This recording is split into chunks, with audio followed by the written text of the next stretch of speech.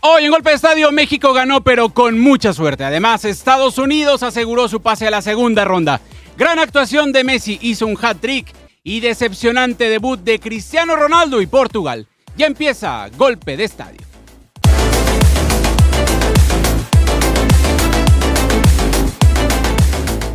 Golpe de Estadio está patrocinado por Bimo, ayudándote a lograr progreso financiero real. Visita bimo.com para más detalles. ¿Qué tal, amigos? Bienvenidos al episodio 332 de Golpe de Estadio. El Mundial está en marcha, hay equipos que ya jugaron 2 partidos, pero a la fecha ya todas las selecciones debutaron en esta Copa del Mundo 2026.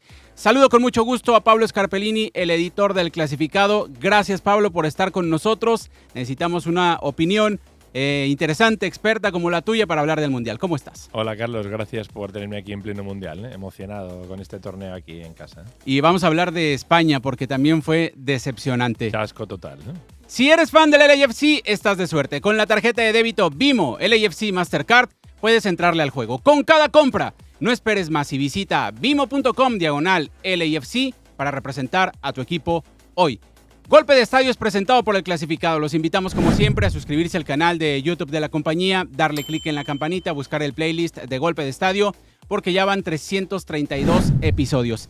Y arrancamos con la información de la Copa del Mundo. México venció 1-0 a Corea del Sur, sin convencer, con mucha suerte, con más dudas que certezas de la selección mexicana, pero la afición vuelta loca. Parece que México fue campeón del mundo. ¿Cómo festejaron en el Ángel de la Independencia? Creo, Pablo, que no hay nada que festejar. Yo estoy preocupado porque el día que llegue un buen equipo, el día que se le acabe la suerte a México, ahí vendrá la derrota y la caída más dolorosa. ¿Qué te parece el equipo mexicano? Que hay que quedarse con esa parte, ¿eh? La parte del color, la parte de la grada, la parte del público, espectacular a nivel de organización. Sí, lo del fútbol es un poco lo que esperábamos, ¿no? Que México no iba a dar la talla en principio por cómo venía jugando en los últimos meses, por el plantel que tiene, por la carencia de talento y de estrellas. Pero bueno, 6 puntos. 6 de 6. Que hace rato que no pasaba esto, ¿no? Por lo menos no se sufre en la fase previa. Va a pasar la fase previa sin problemas, ya está, del otro lado. Pero sí, dejó mucho a deber, sin clarividencia, sin falta de juego coral, sin mucha idea. Sí, da la impresión de que cuando esto realmente se ponga serio, pues va a ser así. Y aparte nos va dando un poco la pista, al ser el segundo partido, ya de en realidad quién está, quién no está. Sí. Hace falta un poquito más el rodaje para saber de qué va y México de momento no anda. Y que, ganó los 2 partidos. Antes no tenía esa suerte el equipo mexicano, jugaban muy bien, pero la suerte estaba a favor del rival. Ahora que tiene esa suerte, la flor que tiene Javier Aguirre, no llega el buen funcionamiento, porque hay que decirlo como es. México le gana a Corea del Sur por un error del portero coreano. Un error grosero, grave e inexplicable. Yo no sé qué es lo que sucedió ahí, pero que creo que México no generó otras opciones de gol. Claras que sean mano a mano, no las tuvo. Y en 180 minutos, el partido contra Sudáfrica y el partido contra Corea, 3 oportunidades de gol en jugada. Una fue un tanto, pero 3 oportunidades de gol me parece muy poco para los 2 partidos. Cierto que se está ganando y eso nubla, maquilla el mal funcionamiento porque la afición está vuelta loca. Pero Chequia puede sorprender al equipo mexicano y en 16avos quizás no sea tan fácil como ellos esperan porque México no está jugando nada. Ahora mismo España parece que está en el España podría ser. No digas eso, no hagas esto. Bueno, como sea la España de Cabo Verde, no va a haber ningún problema, porque menudo desastre de equipo. Hablando de equipos desdibujados, grises, tristes, España también fue un poco eso, ¿no? Ha sido la gran sorpresa. México, bueno, es que lo hemos hablado muchas veces, ¿no? No tiene mucho más de dónde dar. Tiene buena estrella, que eso es muy importante porque antes no la tenía, porque está jugando como local y está entusiasmando a la grada por eso, ¿no? Por mucho. El patriotismo, el momento del país, la entrega, el vuelco, ¿no? Hay ese sentimiento patrio nacional que hace que la gente se vuelque, ¿no? Lo que vimos en Guadalajara de la gente en la calle, impresionante, ¿no? En pocos países del mundo puedes ver una cosa como esa, ¿no? Eso es bonito. Ya dentro de la cancha es un asunto distinto y bueno, sabíamos a lo que nos exponíamos de alguna forma, ¿no? Pero la afición mexicana está siendo engañada o no quiere abrir los ojos, se quiere seguir poniendo la venda. La manera en la que festejó la afición en la Ciudad de México, en el Ángel de la Independencia, más de 400,000 personas fueron al Ángel a festejar un triunfo fortuito contra la selección de Corea. Y ahí me lleva a preguntarme, ¿México estaría listo para ser campeón del mundo? Imagínate todo lo que pasaría, lo que sucedió en Argentina. Y ves que en México se festeja un triunfo ahí de rebote contra Corea y festejan de esta manera, no estaría listo el país. Solamente si pasa algo como el escándalo en el Mundial de Corea, que hacen que el equipo pase a base de errores gravísimos arbitrales. Hoy en día con el VAR y con la tecnología es mucho más difícil ocultar esa clase de cosas, ¿no? Con lo cual Se puede, todavía se puede. Yo lo veo muy complicado. Pero bueno, creo que eso es lo bonito del Mundial. Hay que disfrutar de lo que tienes, ¿no? Y México pues le da hasta donde le da, ¿no? No vamos a pretender de repente que porque hay un halo de euforia alrededor van a ser el Brasil el 70. No, claro que no. Porque no, ¿no? Pero es positivo que el anfitrión, uno de los anfitriones, siga vivo, que va a clasificar como primero de grupo, porque estaba esa confusión. Si México pierde contra Chequia y Corea golea a Sudáfrica, quedarían empatados con 6 puntos y la diferencia de goles podría ser favorable para los coreanos. Ya no es ese el criterio de desempate, ahora es el resultado entre los dos equipos. Entonces, por eso es que México ya aseguró el liderato de este sector, asegura no salir de México hasta cuartos de final. 16avos será en el Estadio Ciudad de México, en el Estadio Azteca, octavos lo mismo y hasta cuartos de final ya le tocaría otra sede. Y otro de los anfitriones que me parece tuvo una gran actuación y este es su mundial. Dos partidos. Un poco mejor, ¿no? Estados Unidos. Buenísimo. 2 partidos y demostraron que son uno de los mejores equipos hoy día de la Copa del Mundo. No he visto otras exhibiciones de diferentes equipos como la de Estados Unidos tan convincente. ¿Qué piensas del Team USA? Cierto. Sorprendente, sorpresa agradable, definitivamente, porque también es un equipo que no llegaba con aura de que fuera a hacer nada de aura. Para nada.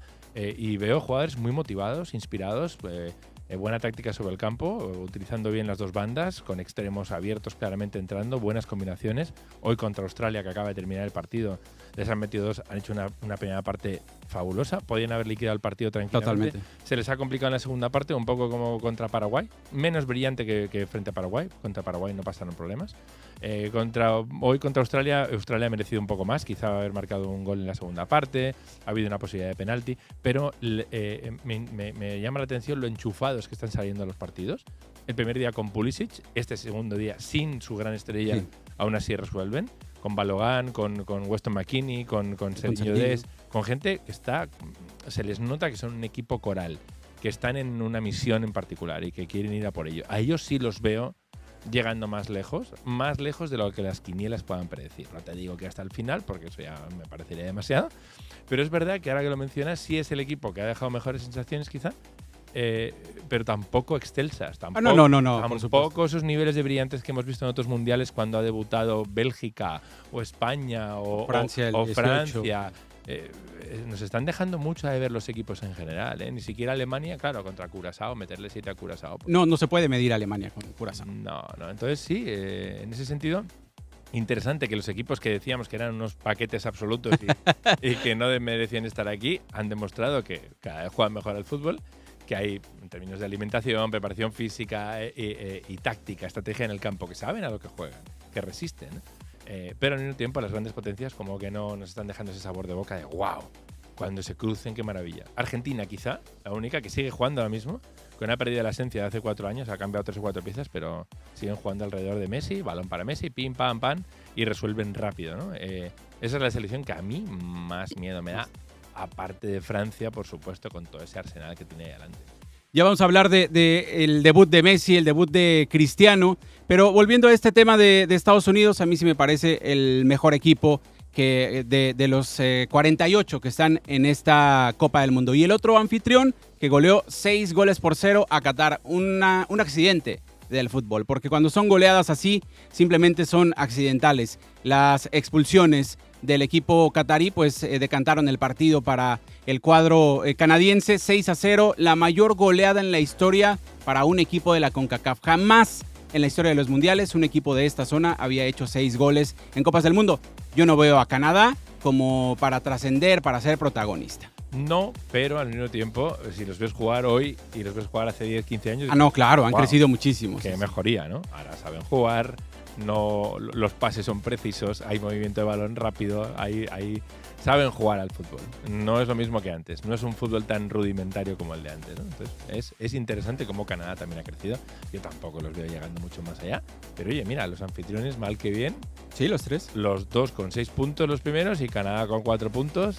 Y estuvo buscando la victoria contra, me parece que fue contra Bosnia el primer partido. Sí, correcto. O sea que no está mal, ¿no? Sí, los tres anfitriones estarán en la segunda fase e insisto en esto, es positivo porque la gente en Estados Unidos, en México, en Canadá, pues se mete, ¿no? Le pone mucho entusiasmo.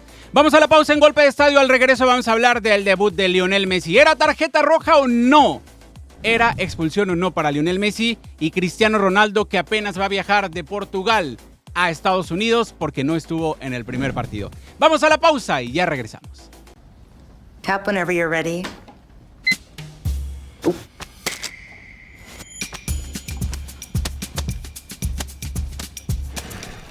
That's your BMO LAFC debit MasterCard. It taps you into the game. I just got it with my BMO checking account. Ooh, that's cool. Try this. My bad.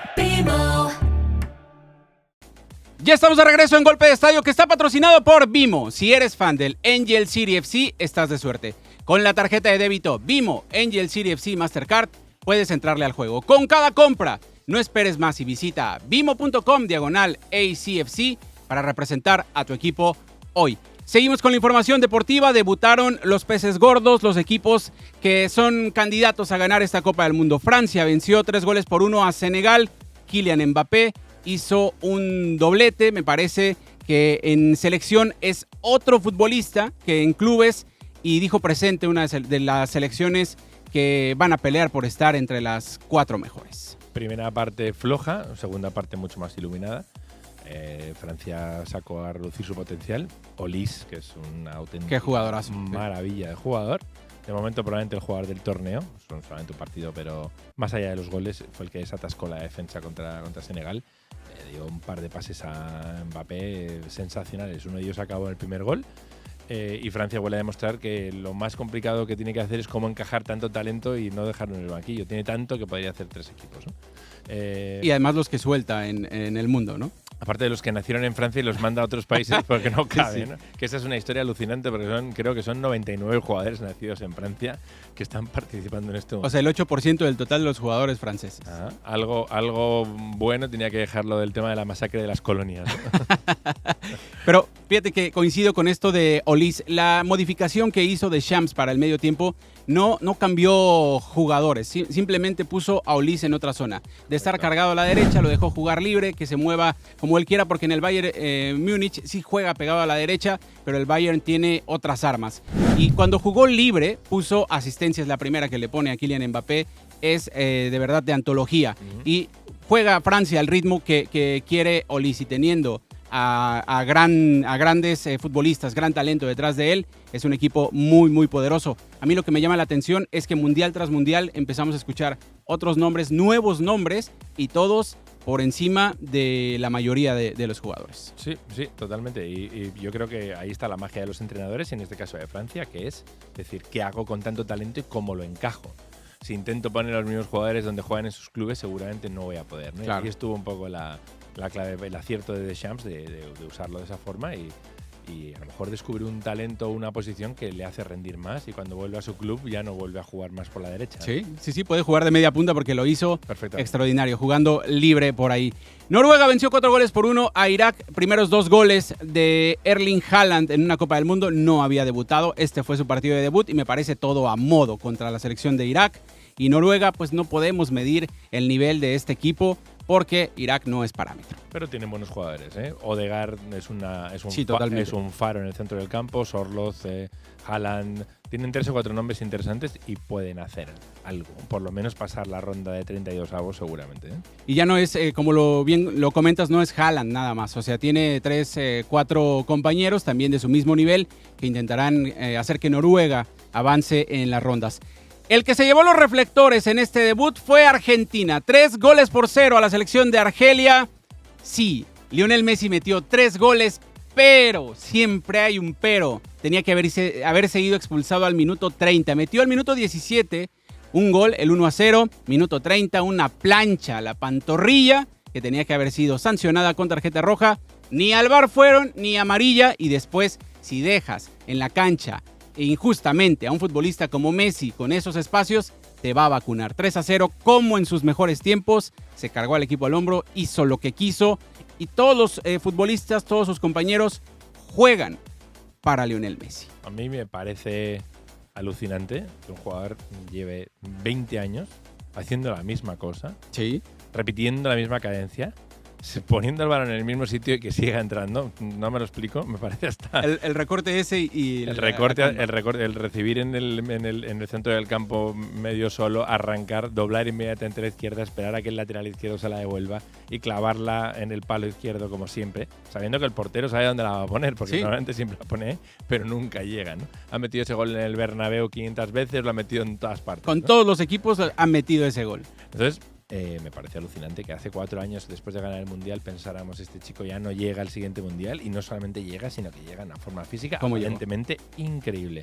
Lo del tema de la entrada, hay versiones para todos los colores. A mí me parece injusto que no le sacaran por lo menos una tarjeta. Sí me parece una entrada fea por detrás. Muy feo. Creo que en términos de intención no sé si llega roja, yo diría que no, que amarilla, pero sí, desde luego tendrían que revisar. Sí, no se puede dejar que un jugador haga una entrada grave por detrás y no se sancione, sea quien sea. Pero bueno, yo le agradezco al árbitro que lo dejara tranquilo, porque ver un jugador así en su esplendor con casi 40 años, increíble. Y el contraste con el competidor este, con el que dicen que tiene una sana rivalidad y tal. Yo la rivalidad francamente no la veo por ninguna parte, porque vi en Portugal a un Cristiano Ronaldo que parecía un muerto y a este metiendo goles que se le caen todavía con 38 años. Bueno, va empezando el torneo, ¿no? Va empezando el torneo. A mí fíjate que se me hizo muy raro, Pablo, que el mismo árbitro de la final de la Copa del Mundo 2022, el que se inventó ese penalti para Ángel Di María, sea el mismo árbitro del debut, el que le perdona la tarjeta roja a Lionel Messi, el polaco Marciniak. Entonces, eso es lo que se me hace un poquito raro. Y para mí, esa entrada de Lionel Messi tiene todas las atenuantes para hacer tarjeta roja. Según la FIFA, según el reglamento de la FIFA, entrada por detrás, patada arriba del tobillo y sobre todo con los tachones por delante. 3 atenuantes para hacer expulsión, ni al VAR fueron. Ni al VAR. Pero… Marciniak dijo, si es Messi, no pasa nada. Porque en Messilandia, Messi, si se cae en el área, es penal. Y aunque dé codazos, patadas, no se va expulsado jamás. Pero acuérdate que eso no tiene nada que ver con el fracaso de Ronaldo. No, yo digo lo de Messi, o sea, como tú lo dijiste, le agradezco al árbitro por dejarlo participar y hacer estos 3 goles. Sí, si a Messi le das esos espacios, es un tipo superdotado de los mejores futbolistas de la historia. Lo único que yo digo es que sea parejo el reglamento. Yo creo que es estas entradas que sí, quizá con el reglamento de la mano se podría aplicar esa forma, pero en 10 casos árbitros van a pitar 7 cosas o 9 cosas diferentes. ¿No hubiera ganado credibilidad la FIFA al expulsar a Messi? No sé qué tipo de credibilidad va a ganar con eso. La FIFA es una institución más bien mafiosa que quiere ingresar dinero y no está como para ganar ningún tipo de credibilidad, francamente. Deportiva, o sea, en lo deportivo, con todo este tema que ha durado 4 años de Argentina, Messi, la FIFA, Infantino, hay hasta memes, videos hechos con inteligencia artificial, algunos muy divertidos, otros subidos de tono. Creo que la FIFA desperdició, o el árbitro, una oportunidad de medio limpiar su nombre. Que tuvo una gran actuación, que es histórico, que ya alcanzó a Miroslav Klose como el máximo anotador en la historia de las Copas del Mundo y va a pulverizar ese récord. Quizás en esta Copa del Mundo Lionel Messi se vaya como el máximo goleador en la historia de los mundiales. Yo creo que Mbappé le va a pasar. Mbappé tiene este mundial, otro y todavía otro. Entonces, Mbappé será el máximo anotador en la historia de los mundiales. Pero vamos, digo, yo después de ver el partido, independientemente de lo de la entrada de Messi, se me hace que el debate este de quién es el mejor jugador de la historia se me va diluyendo, porque es que llega un momento que si dices, bueno, hay una duda, ¿no? ¿Quién es el mejor tenista de la historia? Y hay 2 tíos que han ganado 20 Grand Slams, pero de repente llega uno y gana 10 Grand Slams más que el otro, o 20 más, y dices, bueno, ya es que no hay competencia. ¿No crees que es un tanto subjetivo ese debate? No, para nada. Para ti es Messi. No, pero por supuesto, si tuvieras que poner en el mercado ahí fuera, si fuera una casa inmobiliaria, ¿quién la va a comprar? Todo el mundo compraría la casa de Messi. Yo creo que sería la de Cristiano. No, de verdad, de verdad. Imposible. Sí, Cristiano no tiene ni la mitad del talento, ni la capacidad, ni la imaginación. El talento estoy de acuerdo, pero ni tiene la magia, ni nada por el estilo. Vamos, son dos jugadores completamente. Para mí son dos jugadores incomparables. Primero porque juegan en posiciones distintas y cumplen funciones diferentes. Pero Messi alimenta los partidos, rompe los partidos. Ronaldo sí es un goleador con gran instinto, pero es un jugador que no se va ni de su abuela en estos momentos, ¿no? En este momento tampoco es que Messi se vaya ni de su abuela, o sea, quedaba prácticamente solo con el defensor a 5 metros, pues obviamente era Argelia. Pero ya que estás hablando de Cristiano Ronaldo, vamos a tocar el tema de Portugal, que empató 1-1 con el Congo y sí hicieron el ridículo. Es un equipo que está completamente desconectado. Y este debate, este tema de Messi y de Cristiano, fíjate que yo veo en la selección de Argentina que todos juegan para Lionel Messi. Todos quieren que Messi sea el héroe, el ídolo. En Portugal no es así. Y me imagino que debe ser por la personalidad que tiene Cristiano Ronaldo. Pero Bruno Fernández, el caso de Bernardo Silva, no Cristiano. Pero no, yo, fuera de teorías conspiratorias de si uno odia o no, tal, es la clase de jugador que es Cristiano Ronaldo. Es un Messi, crack. Messi es un playmaker. No, totalmente. Cristiano Ronaldo no. Depende de sus compañeros. Es lógico que el juego pase por ahí. Es como en Francia el juego no pasa por Mbappé tanto. El otro día pasó más bien por Olís y por el centro del campo para conectar. Pero en los mundiales pasados sí era el circuito. Kylian Mbappé. Quería nada más comentarte esto. ¿Quién tiene mayor mérito? Lionel Messi tiene un talento brutal que se ve uno en cada 100 años, ¿no? Uno en cada generación. Pero lo tuvo desde que nació. Cristiano Ronaldo no. Trabajó para llegar a ese nivel. ¿Quién tiene más mérito? Para mí, Cristiano Ronaldo, pero lejos. Tiene mucho más mérito que cualquier futbolista. Tiene más horas de gimnasio, eso te lo voy a dar. No, mérito, de verdad, porque tuvo que trabajar para competir al máximo nivel. Indudablemente. Tiene mucho mérito lo que ha hecho por la cantidad de goles que lleva, todos los trofeos que lleva, la trayectoria. Evidentemente es un jugador que ha sido determinante durante décadas. Pero es que lo del carácter también influye mucho. Y el tipo de jugador, estéticamente, ¿qué clase de jugador es? Es un jugador que cada vez que toca la pelota y hace algo que dices, wow, no es de esa clase de jugador. No lo es. ¿No lo has visto recortar las bicicletas? Sí, en su casa con su hijo. No, de veras. Desde que estaba en el Manchester, que debutó con el Manchester, era un extremo espectacular Cristiano Ronaldo. En esa época, digamos que destaca más por la velocidad y por el regate, pero ya a mí nunca me ha parecido un jugador que técnicamente dijeras, wow, paga la entrada para ver cómo toca este hombre el balón y cómo la pasa y cómo se gira sobre sí mismo. No me parece eso. Me parece un tipo muy agresivo, con una capacidad de un olfato de gol descomunal, una pegada en falta increíble. En ese sentido, sí. Pero un jugador diferencial como Iniesta, como Zidane, como Zico, como... No, en absoluto. No es un jugador que yo disfruto como Modric o como Messi, ¿no? O Maradona, ¿no? Que para mí es el mejor de todos en ese sentido, ¿no? En términos de magia, de toque, de clase, de estética, de arte, Maradona para mí es el mejor en ese sentido. Ahora, como valor, poniendo todo en valor, sí, para mí Messi es inalcanzable, ¿eh? Está en el número 1 y a mucha distancia del segundo. No, por supuesto que en el valor, porque lo que vende Messi no lo vende ningún otro futbolista en la historia. El marketing que hay alrededor de Lionel Messi y de la selección argentina y del mundial en general, pues no lo tiene otro deporte y no lo tiene otra selección y no lo tiene otro futbolista. Que todo en conjunto esté conectado y trabaje para el mismo futbolista, no lo tiene Cristiano Ronaldo. Que me parece que Messi tiene un talento, sí, sobrenatural, como ya lo dije, los mejores futbolistas de la historia, que se disfruta ver, que tiene una pierna zurda privilegiada, incluso no le hace falta ni siquiera pegarle con la derecha, es un espectáculo ver a Lionel Messi. Lo único que digo es que tiene más mérito uno que el otro, los dos son grandísimos. Para mí, Cristiano Ronaldo, Maradona, Messi, ese es el top 3 en la historia, Pablo. Para mí, para nada, pero bueno, la cuestión es, con el tema de Portugal, que me parece muy interesante el debate, es saber si Cristiano Ronaldo favorece o perjudica a Portugal en este momento por la clase de jugadores que tiene, que son muy jugones. Pero es que ¿qué delantero pondrías? Ninguno. Puedes jugar con un falso 9. Que sería Bernardo Silva, dice. Que podría ser Bernardo Silva. Por el tipo de jugador que tienen, por el estilo de... y lo hemos visto muchas veces. España ganó el Mundial un poco así. Sí tenía un delantero centro y tal, pero jugaba con 9 falsos. El mejor Barcelona también hacía un poco esa misma dinámica, ¿no? Messi estaba en el medio, pero nunca fue un delantero centro, ¿no? Jugadores, equipos así, como España, como Portugal, la magia está un poco ahí. tener un 9 fijo de punta de referencia a veces entorpece. No lo digo yo, lo dicen los expertos, los verdaderos analistas del fútbol, que puede ser un jugador que entorpezca. Y más con la edad que tiene, a pesar de la condición física increíble y los años que tiene, le puede estar perjudicando el hecho de que ya no es un jovencito ni tiene 25 años, ¿no? Entonces ahí está el debate. Y la energía que transmite a sus compañeros. Si dices tú que se lleva mal con 3 o 4, y es cierto eso, que es posible, no es muy bueno para el grupo. No, por supuesto que no. O sea, no es un grupo, no es el colectivo, no hay buen ambiente en el vestuario y eso se nota desde el Mundial pasado. Regresando un poco a lo del esquema de Robert Martínez. A este entrenador le gusta siempre un centro delantero fijo, fuerte, potente. Lo hizo en Bélgica con Romelu Lukaku y ahora con Cristiano Ronaldo lo hizo y para la Nations League había encontrado un funcionamiento estupendo.